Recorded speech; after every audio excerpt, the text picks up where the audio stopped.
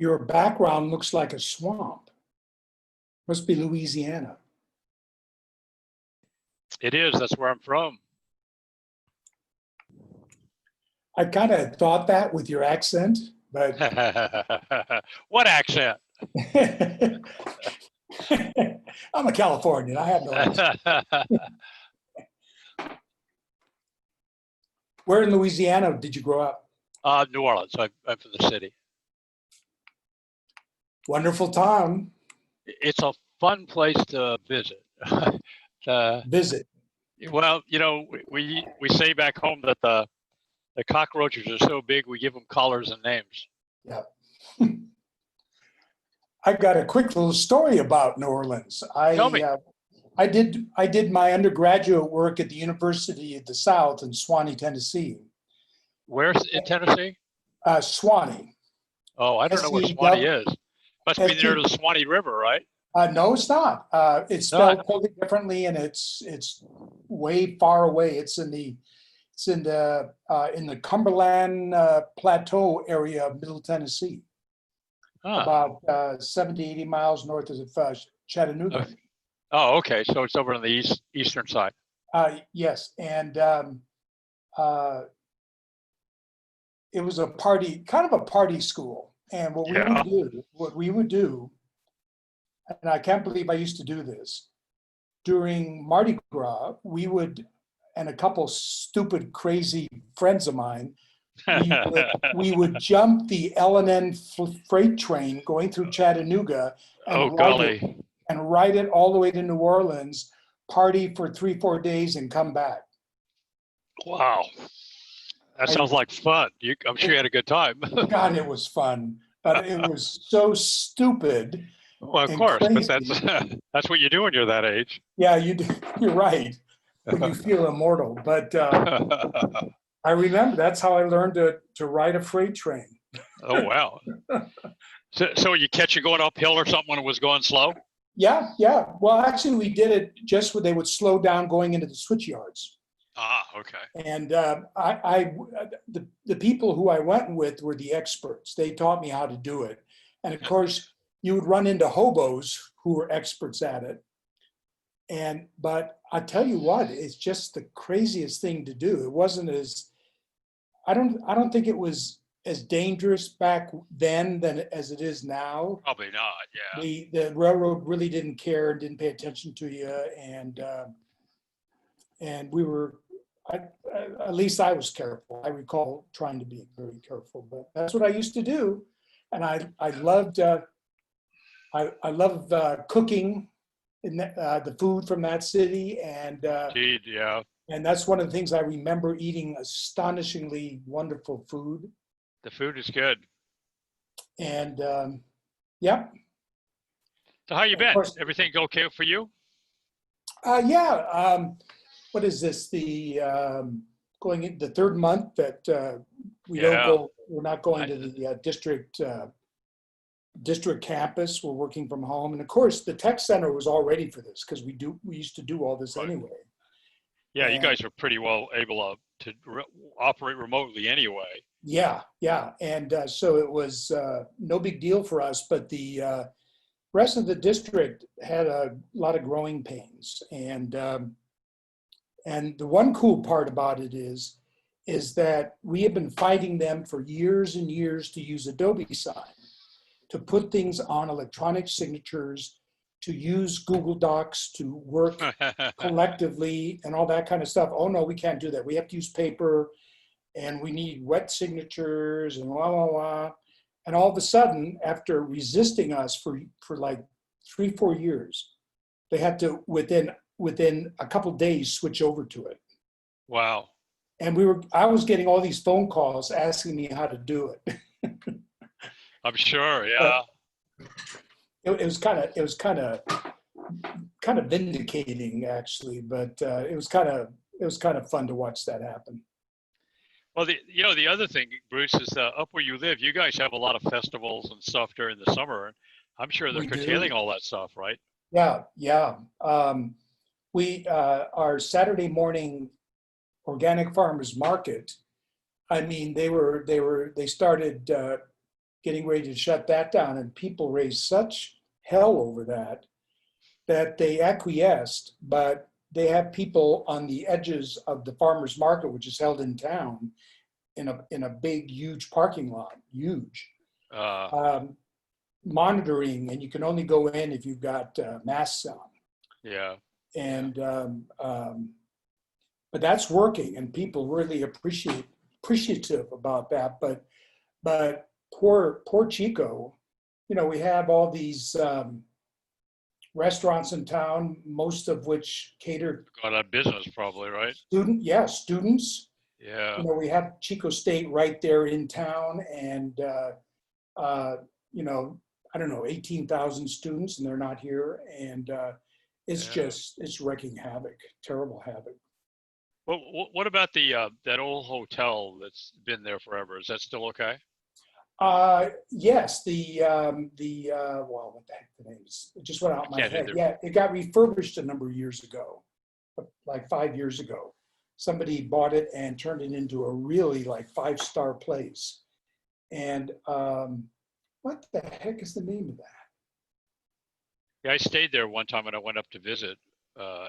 When did you stay? When was that? Oh, it's really a nice place. Really, really nice. Oh, so you must have been there after they refurbished it. It was probably about 2 years ago or something like that. It was, yeah.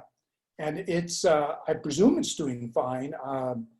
I used to walk down. I'm within walking distance of downtown. I live in the south. Wow! Wow, you're lucky. It takes me 15-minute brisk walk to get into town, and I just haven't been going. And I'm not too sure how they're doing, but I presume that they must be doing okay. I hope. Do you know anybody in town that's had the virus?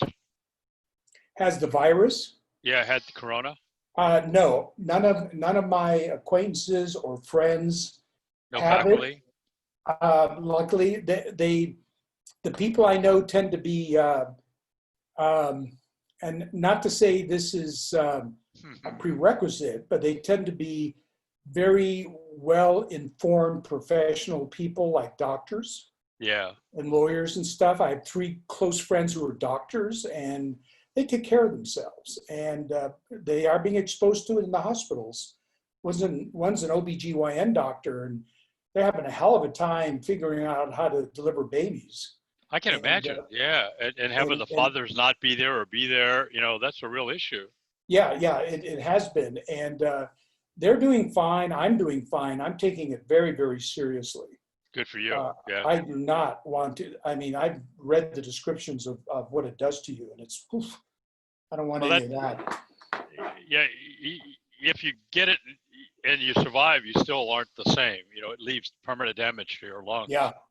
And it wreaks havoc to your lungs. And, and one of the things that Chico, it always used to take forever for things to reach Chico, whether it's new restaurants, chain stores, movies. I mean, we would get movies 6-8 weeks after everybody else got their movies in their movie theaters. I mean, it was really quite a joke. It's not nearly as bad as it used to be, but it used to be that bad. And I was telling everybody, I said, it's just a matter of time. We're going to get smacked by it. Just don't take it for granted. And we were going along. There were a few cases. Last couple of weeks, it's more than tripled. Wow. And it's still manageable. It's I think yesterday morning I checked, it was like 98 cases and 2 deaths. But that's a lot for a little town. It is. I know. 98 cases. Okay. All right. Not deaths. You only had 2 deaths so far. Yeah. I don't know. I don't know what the population of the county is. Yeah. The New York Times has a great set of charts. They're charting all the counties and major cities and percentages and stuff. We're doing okay, but our rate is, like most other places, has really been increasing significantly. Well, the real danger in your town is they bring the college kids back. Then the cases will go way up. That would be it. Can you imagine? 15, 16,000 people coming back all at once. Oish. Not only that, but it's kind of known to be a college party town. So Yeah, yeah, exactly. true enough. Well, Hey, there's Gary, how are you? Bird. Hey, how's Hey, it going? Gary. We're doing well. How are you? I'm doing well. Good to see you. Well, yeah, looks like me, but I got a new laptop and they haven't enabled the camera yet. Oh, wow, Well, what you're do they have looking good. You're looking good, whoever that is. to? He smiles like you.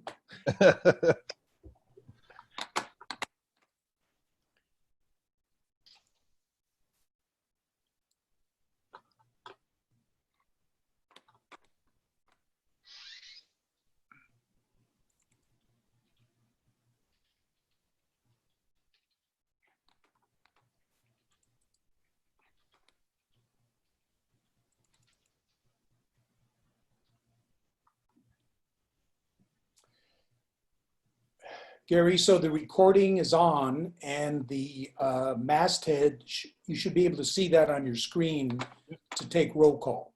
Yep, no problem. We'll wait. Give her one. Okay. See if Barney's going to jump on here too.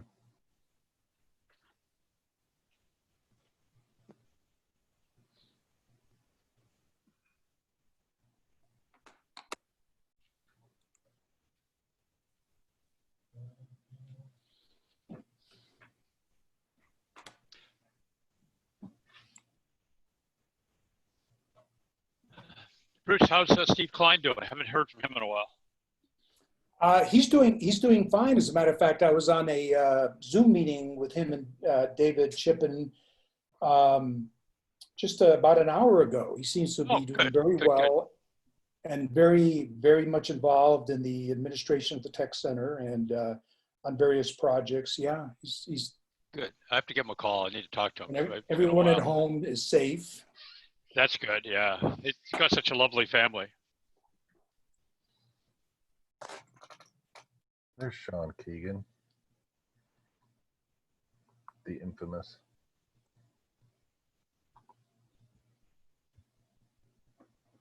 All right, should we get this started? I'll go ahead and do roll call. Barney Gomez. I don't see him on here. I am here. Tim Calhoun. Nope, he's not here. That's why I'm hosting this thing. Where is Tim? I don't know. He couldn't make it for some reason. That's why I'm Okay. leading the charge. Okay. Paul Bishop. I don't see Paul either. Robert Hughes. I see you on there. Great. Jorge Mata. I don't see him. He's usually here. JC Sales. Present. All right. Thank you. Joseph Moreau. I don't see Joe. Ben Seabury. Nope. Dan Watkins. I am here. Yep, there he is. Rico Bianchi. I'm here. All right, thanks, Rico. Amir Khan. Here. Yep. Sylvia Lynch. Don't see her. Russell Grant. I think Here. Russell. Candace Jones. Nope. Lou Del Zompo. I don't see him. Gary Moser. Gary emailed he wasn't going to make it. Oh, okay. Joe Perrette. Here. All right. Michael Diaquino. I don't see him either. All right. That concludes roll call.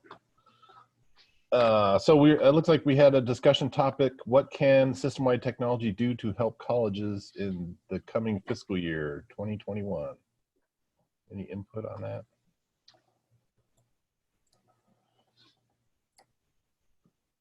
So one of the things that we're struggling with is, or maybe not I'll speak for myself at Citrus College, is how to deal with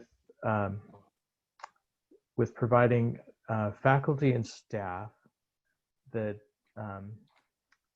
hotspots or internet technology at their homes for those that don't already have good internet technology. We're getting requests for hotspots. Buying a hotspot for somebody is not an issue, but it's the monthly plan Sort of that plan. Yeah. we're dealing with. You then start paying a monthly fee for somebody, and it ends up becoming like a salary increase, and that will never be taken away. So it becomes a permanent requirement that you're going to pay somebody an extra $50 a month from home. And then even if we come back on campus and they don't need to work from home anymore, taking that $50 a month away is going to be a challenge. So we're really struggling with how to do this in an equitable and fair manner to provide this without, going the collective bargaining and adding it to their salary type route. Interesting question. As a faculty member, interesting question. Hey, Robert, have you thought about doing a loan program so that the ownership remains the colleges and that it would be, it's slightly administrative in the sense that, they'd have to check out the hotspot every semester, or make it so that it's not burdensome for the faculty for sure, but make it so that it's not necessarily, the intent is it's not necessarily theirs in perpetuity. Yeah, that's an option. There's a couple problems with that. First, every home is going to be different in their coverage area. So some people will have better coverage from AT&T, some from Verizon, some for Sprint or T-Mobile. And so it's really difficult for us to, I guess I'm struggling with, buying a whole bunch of devices and having one carrier that may not work for everybody. And then the issue that I see also is that a lot of our carriers, there might be a way around this, but a lot of the carriers require a credit card and a monthly payment. If there's a way that we could, buy an annual subscription for a bunch of devices, but then again, we don't really have a good clue as to how many of these that we need. So I don't really know how to provide this to people that really need it while I guess not creating bad will for the people that have been paying for it all along and would be tempted to drop their own internet connection to get a hotspot from the college. So Robert, as a faculty member, I'm sort of taking the other side, but one argument is that by teaching your classes online, that you're saving a whole lot of money in commuting costs and all the other stuff. So just apply that to your hotspot. Yeah, I totally agree with that. Right now, we don't really see a cost in the internet that we're providing at the college. So we're,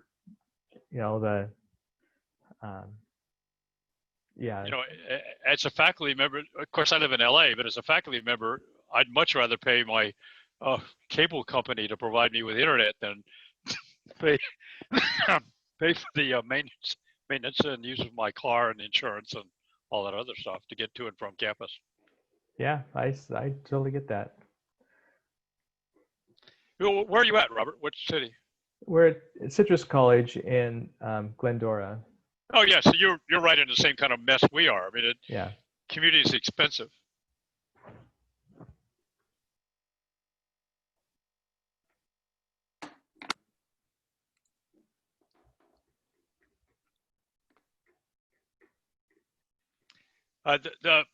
Nobody's speaking up. The only thing that I've sort of watched and hope would happen is the use of what are they called?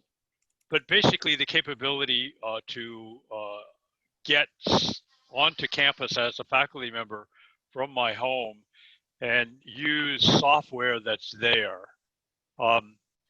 So that my students can do that. We teach computer classes, and some of the programs that we want to teach, the programs are expensive. And let's take Photoshop as an example. What are those things called? Virtual computers, I think. But the idea is that the student could log into the campus, onto the campus's system, and then have access during the semester to that software to do their homework and their assignments and stuff without having to purchase it. The college would just use so many licenses as depending on how often or how many hours the students are using the software. What are those things called? Help me with the name of it. Virtual computers? Somebody? Yeah, Virtual yeah, we have virtual VPN. computers, Yeah. remote access. Well, yeah, it's app streaming, and you can either use like VMware Horizon or AWS AppStream 2.0, where you're able to stream those apps either from the cloud or on-prem. So Yeah. students just log in through a portal and can access the software they need. I would really be interested in seeing, I think from a statewide perspective, some type of support around looking at contracts. I think there was a post on the CISWA listserv the other day, maybe from Jim or somebody about, or no, it was from Fred, about reviewing licensing and making sure, colleges, all the software that they're licensing from vendors, that there's a review, making sure we're not, getting gouged and that we're getting the best price, and that, we're licensing for our numbers. I'm concerned with the Microsoft licensing in their light users and adjuncts. If all the colleges are paying for the same adjunct as a light user because they have a computer, Microsoft's making money on, from 8 different colleges for one adjunct.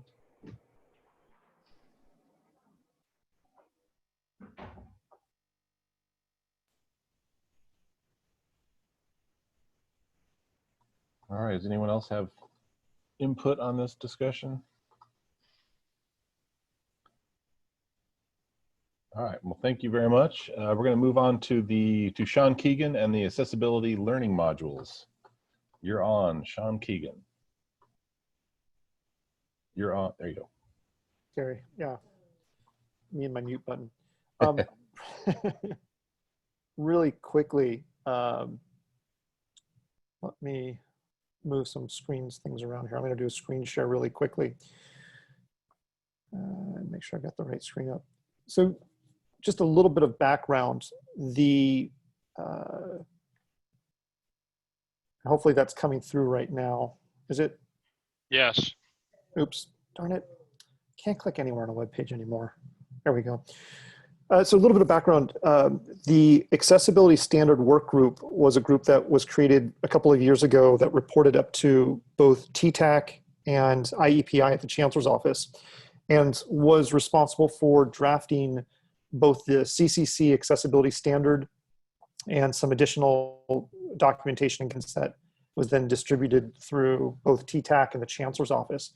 One of the outcomes from that working group was a series of modules to help inform and educate campus faculty and staff around web and IT accessibility issues. And so there was a planned set of 16 modules, short in duration. And so they were intended to be around 8 to 10 minutes. And they were all added to the Vision Resource Center. We've made some modifications as the work group has progressed, but the short of it is that we've released the first 8 modules, and these include just kind of an overview of Section 508. What does it mean to have accessible instructional materials? Why is it important to do reporting and monitoring and evaluation for website accessibility? What are accessible websites? The intersection between Section 504 and Section 508, and so on. And pay no attention to the actual number of minutes that are assigned with these. They won't take you 30 minutes. Or they will if you're probably watching Netflix and not paying attention to the modules themselves. But the idea and intent behind these was to provide really digestible segments of, hey, at a very high level, these are some of the accessibility issues and topics that are pertinent and relevant to the institution, and to kind of help elevate familiarity and conceptual understanding of them. So, for instance, the accessible websites module is not going to go through and tell you everything about how to create an accessible website. Rather, it's kind of the approach and the conceptual information about why it's important, how to do some, how to do some very high level, whether it's testing or awareness of what goes into an accessible website, and what may be some of the standards to be aware of, and what might be some of the tools that are available. So this is, I don't know if anybody's heard of this or seen this. And so that was going to actually be my first question. Is anyone familiar with this? It's great to see the marketing and communication part is working so well. So, well, clearly we need to do a little work on that. These are all available in the Vision Resource Center right now. And the next set is obviously somewhat budget dependent. But we have the first 8 that were completed. We have actually a whole matrix in terms of roles and responsibilities that was created so that, does someone need to go through all 8? No. Introduction to Section 508 may only be, that one may be applicable to everyone. But in terms of, accessible instructional materials, that may only be pertinent and relevant to a handful of campus faculty and staff. So that matrix in terms of who should take which module should be released by the Vision Resource Center sometime in July. To find this information though, if you do want to go ahead and take a look at it, you can actually go to the accessibility page in the Vision Resource Center, which is, it's basically once you log in, it's kind of on the right-hand side. You have to scroll down a little bit, but there's an accessibility page which has information about the modules, how to get to them, and all the different parts and pieces to that. Any questions on those?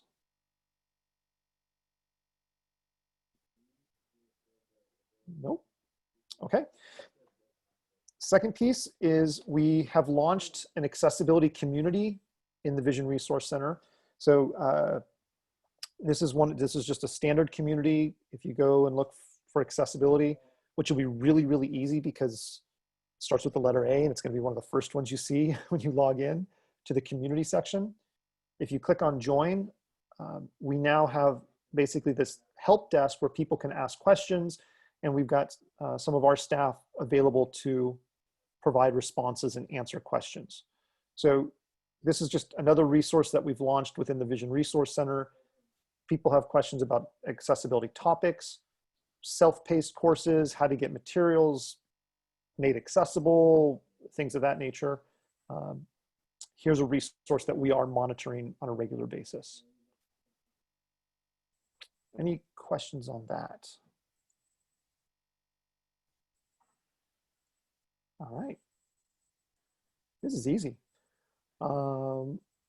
Last but not least, one of the other pieces of information that came out about a year ago, and I don't think there's been a lot of communication around this, is that there was some recommendations to board policy and administrative procedures that came out of the CC League. And specifically, this involves board policy 3725 and the AP 3725. And the title is Information and Communication Technology, Accessibility and Acceptable Use.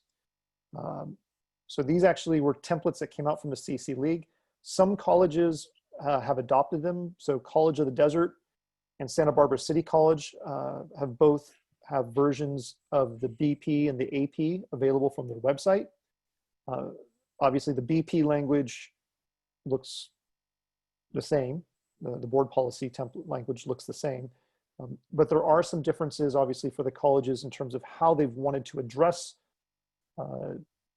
this board policy from the administrative procedures. And so we've got a couple, we're basically updating this page with examples from the system as more examples become available. So if you're not— we actually at Ventura have ours going to our policy committee today, policy review committee today. I took those templates and then I reworked them a little bit because of the information communication technology, I think, is adding another acronym to an already large acronym heavy industry. So I rewrote them just so that it didn't have that acronym everywhere and wasn't introducing something new. But kept, 90% of the content that was there. So we'll hopefully go through the board and be adopted in August at our August board meeting, because we don't have one in July that I can send you. Oh, fantastic. That would be great. Really quick to tag on to that, Citrus College just adopted, had the second reading and adopted these at our last board meeting, the AP BP equivalent to 3725. One thing that we did have to do, though, is to change the title, because we already have an acceptable use policy, and it was confusing to have two APs BPs with the words acceptable use in them. So I guess just a suggestion that in the future, maybe leaving acceptable use out of this particular one, since there's already one that says acceptable use for most of our colleges. Yeah, Okay. we changed the title too, Bob. We just called it accessibility standards. Perfect. I'll pass that on to we'll give some of that feedback to the CC League. We basically went to them with a couple of drafts and said, this is what we think needs to go forward. And they said, great, thank you very much. We'll review. And basically it was, we will make a decision on what we want to call it. So it was, we weren't really sure what it would be called until after we got it. And actually some people said, can we change it? And it was no. So, but I do think it's important, because at that time it was just a few of us in the room saying, hey, can we make some changes? Hearing back that from colleges oftentimes drives a different perspective. So I will definitely take that back. Thank you. Considering we already changed it so that we can Right. get approval. Well, and I do think this is where it's important that we wanted to have some college examples to show, what's really important is the content. I'm it's not so much the name of it per se, but it's what's inside the content. And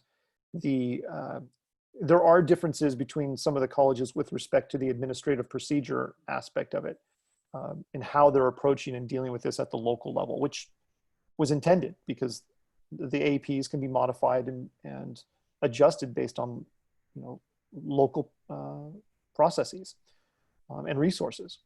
Yeah, we So- also combined A and B. That I didn't understand why it was broken out into two different procedures.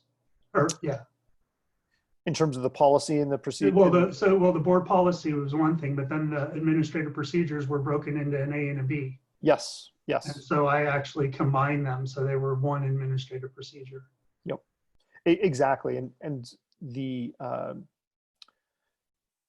I know that someone had a brilliant reason for why they did it that way, but what you've just described is what a lot of colleges said, is like, you know what, we're just going to put it into one. It's easier for us to deal with, and streamlines it. But I wanted to bring these up. So thank you for sharing the feedback. We've been reaching out to colleges to make them aware of this. And we've actually had a number of colleges come back and said, we had no idea that these even existed. So I've been trying to circulate this amongst the leadership groups to say, if you're not familiar with it, then please get familiar with it. Because it does help set up some policy language for the colleges around the IT accessibility issue that is distinct from just general non-discrimination types of issues. So if you do, once you do have some examples that are published and you're willing to share, please let me know, and I would be happy to post some examples on our website for other colleges to take a look at. So that's it for me. Any questions or concerns with the BP AP information or the other topics?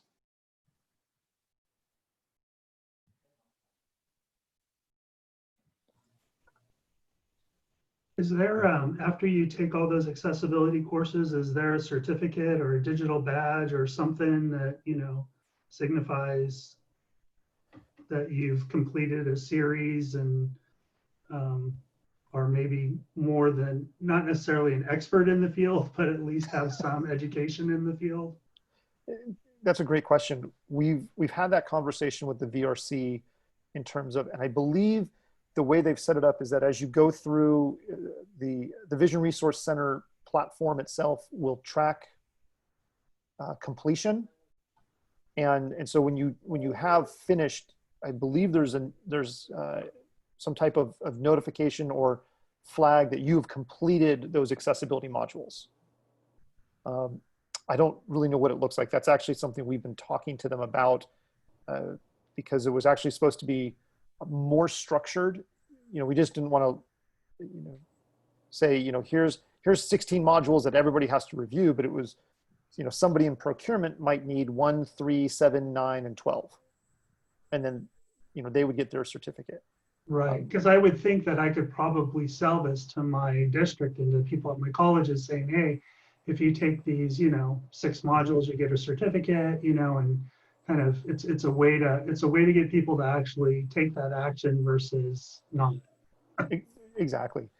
I will follow up. We have we have a meeting with the VRC folks, I believe, after July 1st to talk about that. And I will find out specifically if they're providing some type of certification or certificate, I should say, of completion. Yeah, that'd be great. Thanks, Sean. Absolutely.